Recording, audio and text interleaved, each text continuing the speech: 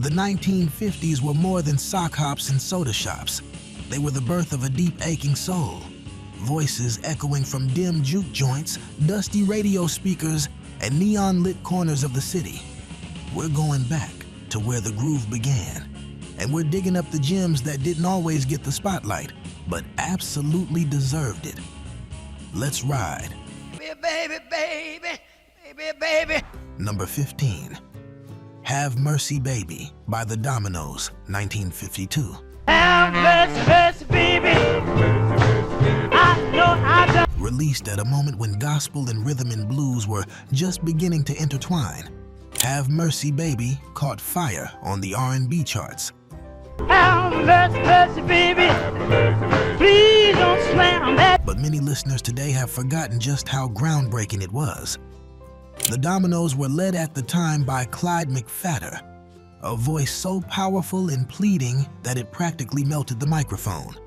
He brought church clap passion into secular music, unafraid to shout and cry right into the rhythm. Recorded under federal records, the energy was raw. A frantic piano, horn stabs. I know I done you wrong. And that relentless backbeat that pushed R&B closer to what would soon become rock and roll. Here was the sound of the gospel pew meeting the Friday night dance floor. But it's real magic, the feeling. Close your eyes, and you're in a crowded dance hall in 52. Sweat on the walls, bodies swaying shoulder to shoulder, someone shouting, "Sing it, Clyde," over the band. So take me back where I belong. The horn section hits like lightning, and the room moves with it. Though the Dominoes would later splinter, sending voices like McPhatter and Jackie Wilson into their own legendary careers, Have Mercy Baby stands as one of those forgotten torques that lit the fuse of American soul. And if that was pure gospel-infused fire, wait until you hear the smooth velvet of the next track. Number 14, Crying in the Chapel by the Orioles, 1953. You saw me crying in the chapel. This one floated through the air like incense. Released in 1953 on Jubilee Records, Crying in the Chapel wasn't flashy, loud, or made for dancing.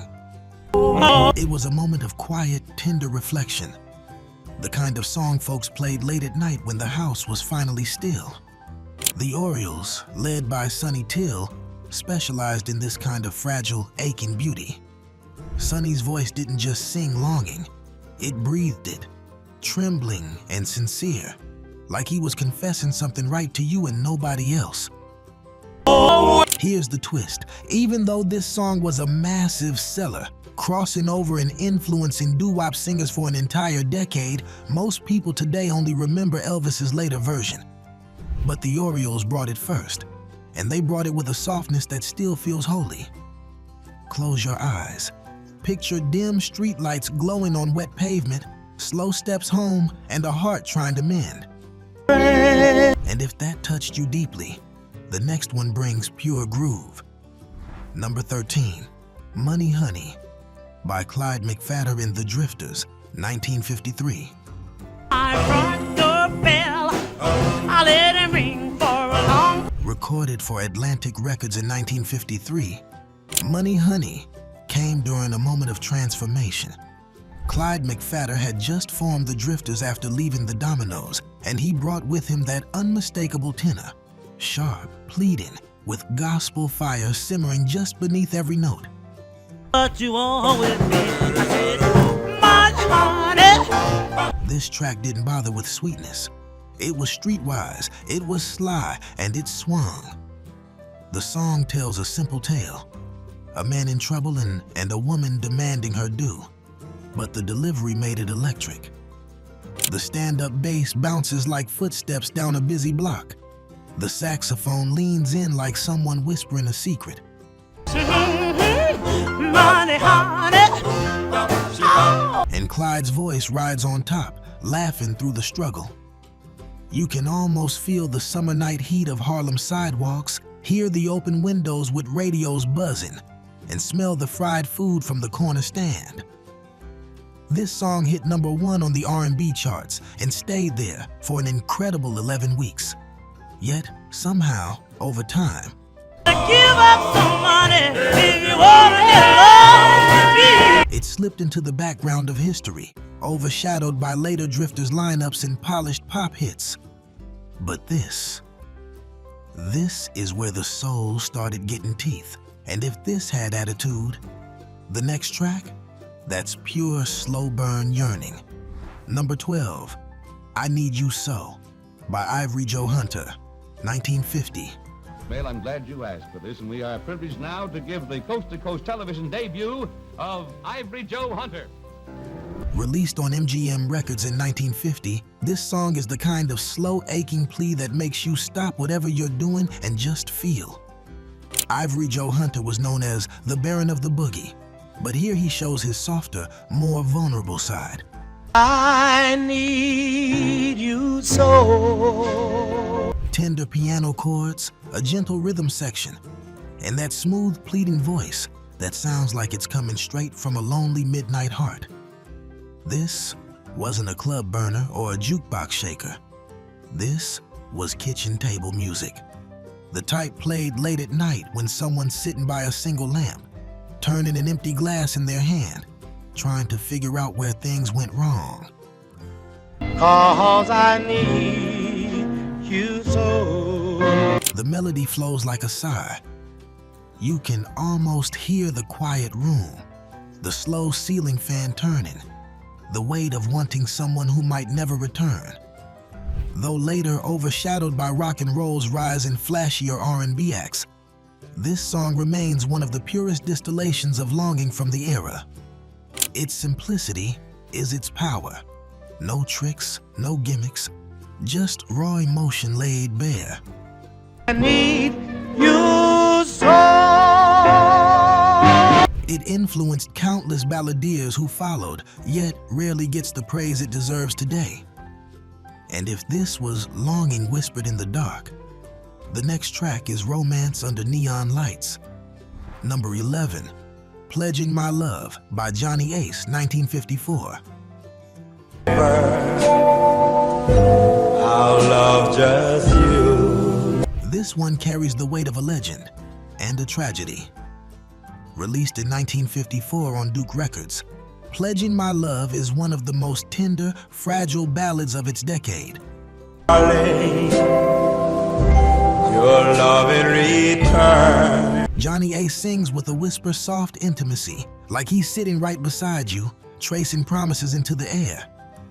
The guitar trembles gently, the piano tiptoes behind him, and the whole song feels like a quiet vow sealed under moonlight. But behind that beauty lies a heartbreaking story. Just as the song was climbing the charts, Johnny Ace died in a backstage shooting on Christmas Eve. Apart from you and your loving way. A moment that shocked the R&B world. His final recorded hit became an unintended farewell, and the song took on a ghost-like glow, a love that couldn't be completed. Yet, even with that sadness, the track soothes. Close your eyes and you're drifting slow across a dim dance floor, faces close, everything soft and safe for just those few minutes. Keeping you is my goal. It's the sound of young love promising forever, even when forever can't come. And if this was eternal devotion, the next track brings a spark of playful sweetness. Number 10, Every Beat of My Heart by the Royals, 1952. In every beat of my heart. Before they were known as the Midnighters, before Work With Me Annie stirred up jukebox trouble, they were the Royals, and Every Beat of My Heart was their quiet masterpiece. There's a ghost of you. Released in 1952 on Federal Records, this track was the sound of yearning wrapped in velvet. Sonny Woods took the lead with a gentle, breathy delivery that made the song feel tender, almost shimbichum. No shouting, no swagger, just pure affection laid open. The rhythm section swayed soft and slow, like a couple leaning into each other during the last dance of the night. There's a beat for you. The harmonies are warm, surrounding the lead like arms around shoulders. You can picture a crowded gym dance, lights low, the world shrinking to just two people stepping in time. Later, Gladys Knight and the Pips would take this same song to new heights in the 60s, and that version became the one everyone remembers. But this early recording, it's the blueprint. Quiet, sincere, a promise whispered in the dark. There's a beat for you. If that was gentle devotion, the next one brings street corner soul, raw and unpolished. Number 9, Two Hearts by the Charms, 1954. Not enough, baby. Two hearts make you feel crazy. Released on deluxe records in 1954, Two Hearts is the kind of street corner harmony that defined early R&B before it ever had a name for itself. Otis Williams leads with a smooth, boyish sincerity, while the group answers behind him in tight, steady layers. Two hearts, two kisses, make one love. There's no studio trickery, no dramatic orchestration, just voices, a simple beat, and a whole lot of heart. This was the sound of real people singing about real love. You can almost see it. Summertime evening, screen doors open, kids playing stickball in the street, and these harmonies drifting from a front porch radio. The Charms had a gift for blending easy romance with just a touch of swagger, the kind that made teenage hearts skip and swoon at the same time. This world of fire, a little spark is burning deep inside. Though they scored hits in their day, history didn't give them the same spotlight as some of their contemporaries. Yet, this song continues to live quietly in the background of American music, influencing doo-wop, soul, and even early pop groups who built entire careers on this kind of tender groove. Two hearts, two kisses, make one love. If that was porch light romance and soft smiles. The next track? We're stepping into a smoky blues joint where the air gets heavy. Number 8, Need Your Love So Bad by Little Willie John, 1956.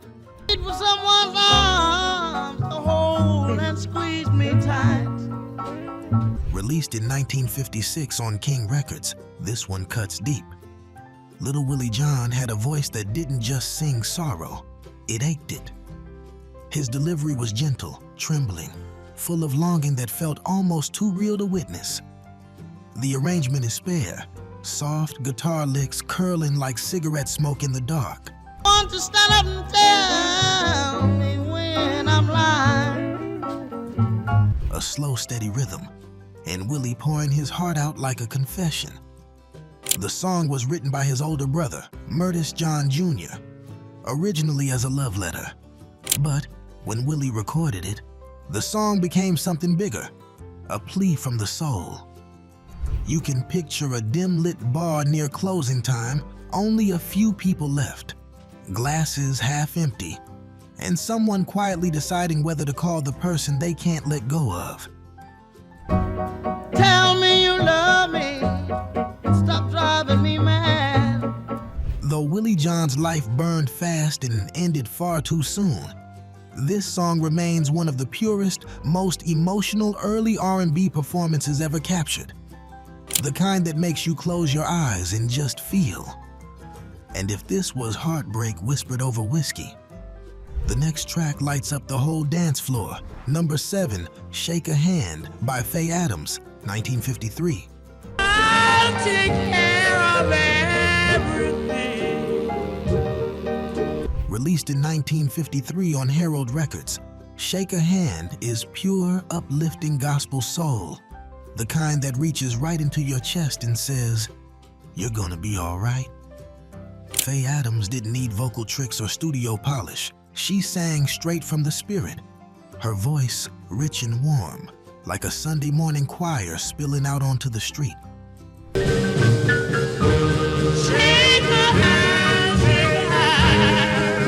The song itself is simple, a promise of loyalty, trust, and steady love.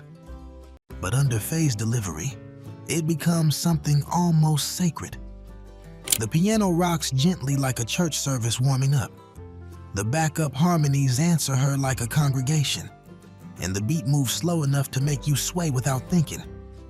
It went to #1 on the R&B charts and stayed there for 10 weeks. A massive hit in its time. Shake a hand, shake a hand. Yet, today, it's rarely mentioned alongside the greats. But listen closely, and you'll hear the blueprint for Aretha, Etta, Mavis, and every powerhouse soul singer who ever made you feel something with just one note. If that was spiritual comfort in open arms, the next track turns the lights down low and pulls you in close. #6, Ling, Ting, Tong, by the Five Keys, 1954. The Capitol Recording stars the singing Five Keys. Released in 1954 on Capitol Records, this track is pure playful charm, the kind of smooth street corner R&B that made teenagers grin and parents raise an eyebrow.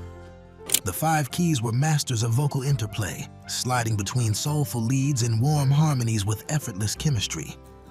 Ting, ting, Tong, sing that song. Tight the mokum boot, tight the mokum boot. Rudy West's lead vocal is velvet soft, while the group answers behind him in a dance of rhythm and teasing melody. What made this song special wasn't just the fun, though. It was the finesse.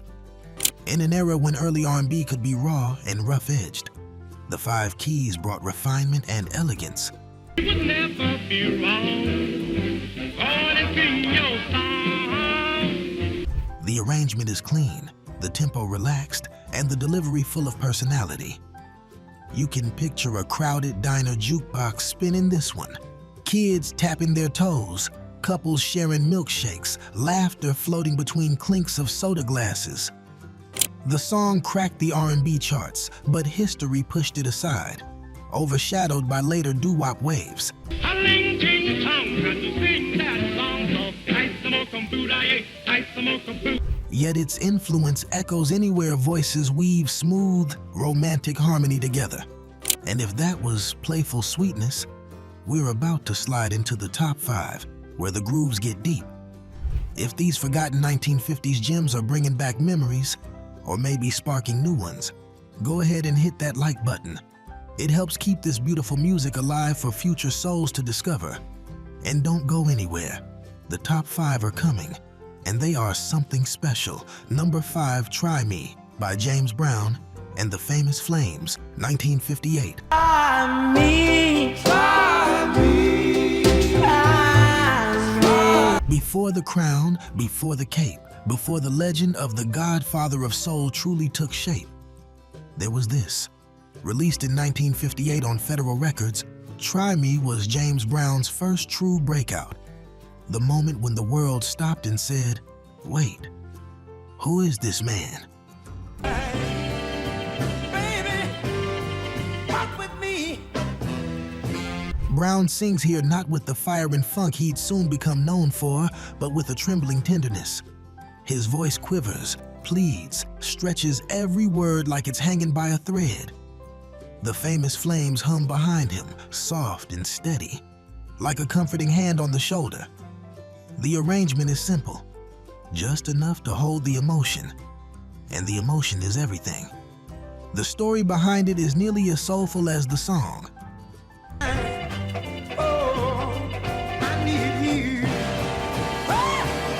James Brown had just faced rejection after rejection, his earlier single, Please, Please, Please, dismissed as a one-off novelty. Critics doubted him, radio hesitated, but Try Me hit #1 on the R&B charts and stayed there. It wasn't just a hit, it was a declaration, a voice saying, I belong here. Picture a late-night dance, lights low, someone finally letting their guard down. Baby, baby, tenderness in James's voice can make even the hardest heart soften. Just for a moment, if that was vulnerability and new beginnings. This next track is pure swagger and rhythm that walks with confidence. Number 4, Bim Bam Baby by Frank Sugar Chili Robinson, 1951. My name is Sugar Child Robinson. I'm 7 years old, and I'm going to play my own composition. Now, this one is pure joy bottled in sound. Released in 1951 on Capitol Records, Bim Bam Baby wasn't sung by a seasoned bluesman, a show-stopping diva, or a polished vocal group. It was delivered by a child prodigy. While I practice. You mean you play that thing? Not that. I play only the big pianos. Frank Sugar Chili Robinson was only 12 years old when he recorded it, pounding the piano with a joy and swagger most grown musicians could only dream of. Sugar Chili didn't just play the piano, he attacked it. Hands flying, fingers rolling, body bouncing, and the music just poured out. 1, 2, 3, 4, 5, 6, 7, 8, 9. You can hear the room smiling. His voice has that perfect mix of innocence and mischief, like a kid who knows he's getting away with something. The beat swings, the piano dances, and the whole thing moves like a party already halfway in motion. What makes this track special is how it captures the spirit of early R&B, unfiltered, energetic, fearless. This was music for crowded house parties where the furniture got pushed aside, for nights when laughter came easy and nobody was thinking about tomorrow. 10 pounds of rhythm, he's the 7-year-old piano sensation who played for the president and amazed and delighted all of... Though Sugar Chili eventually stepped away from the spotlight to focus on education, his influence lives quietly inside every young musical prodigy who plays with both skill and joy. And if this was youthful exuberance, the next track, we're stepping into longing that feels timeless. Number 3, Since I Met You, Baby by Ivory Joe Hunter, 1956. Since I met you, baby, my whole life. We return to Ivory Joe Hunter because when it comes to pure elegant romance, few did it better. Released in 1956 on Atlantic Records, Since I Met You, Baby is a warm, glowing slow dance classic. You, baby, my whole life has... The kind of song that made even the toughest, coolest cats soften just a little. Hunter's voice here is gentle but assured, smooth like polished wood, steady like a heartbeat you lean into. The arrangement brings in a soft and swaying blues rhythm, a tender saxophone weaving between the lines, and a feeling that settles into the room like candlelight. To tell my troubles to... This wasn't a juke joint stomp or a pop-seeking hit. It was a quiet lullaby for grown folks in love. The story behind it is just as beautiful. Ivory Joe wrote it himself, music and lyrics. And when it hit the airwaves, listeners immediately recognized something honest in it. The song crossed over onto the pop charts, making him one of the few R&B artists of the time to reach audiences on both sides of the dial. And it stayed. Every way I can. Wedding bands learned it. Crooners borrowed it. Couples chose it as their song. Close your eyes. You can almost feel a slow spin on the linoleum kitchen floor, arms around shoulders, no need to say a single word. If this was grown-up tenderness. The next track is pure sultry swagger. Number 2, Let the Good Times Roll by Shirley and Lee, 1956. Come on, baby, let the good time roll. Come on, baby. Now this is where the party comes alive. Released in 1956 on Aladdin Records, Let the Good Times Roll was a duet that sounded like two people flirting across a dance floor. Playful, teasing, full of rhythm and joy. Shirley Goodman and Leonard Lee had a chemistry that felt effortless. They weren't just singing with each other, they were singing to each other, smiling through every line. The song's groove is irresistible, a rolling piano bounce, drums tapping like fingers on a diner counter, and that call and response vocal dance that makes you feel like you're right there in the room. And back then, you were. This was a sock hop anthem, a house party starter, a song that guaranteed the floor was never empty for long. Shirley and Lee were known as the sweethearts of the blues, though they weren't actually a couple. Their magic came from contrast. Her voice bright and youthful, his smooth and steady. Together they created a sound that bridged R&B, early rock and roll, and even a little Creole swing from their Louisiana roots. This track lived on for decades, sampled, covered, quoted, and slipped into movie scenes whenever pure joy is needed. It's the sound of good company, warm nights, laughter, and nowhere to be but here. If this was celebration and energy, number one brings soul so deep it changed the fabric of R&B forever. You're not ready, but you're going to feel it. Number one, Drown in My Own Tears by Ray Charles, 1956.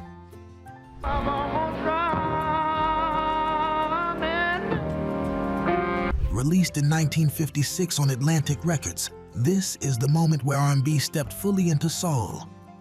Ray Charles was already gaining attention for blending gospel fervor with blues depth, but Drown in My Own Tears was the song that showed just how emotionally powerful that fusion could be. They tear me into each line. His voice here isn't just singing, it's confessing, breaking, reaching for something it knows it may never touch again. The story behind the track runs deep. It was originally written and recorded by Lula Reed in 1951, but Ray took the song into a new dimension. He slowed it down, let each word breathe, and brought in a small choir of harmonizing voices that sounded like the church aisle echoing its response.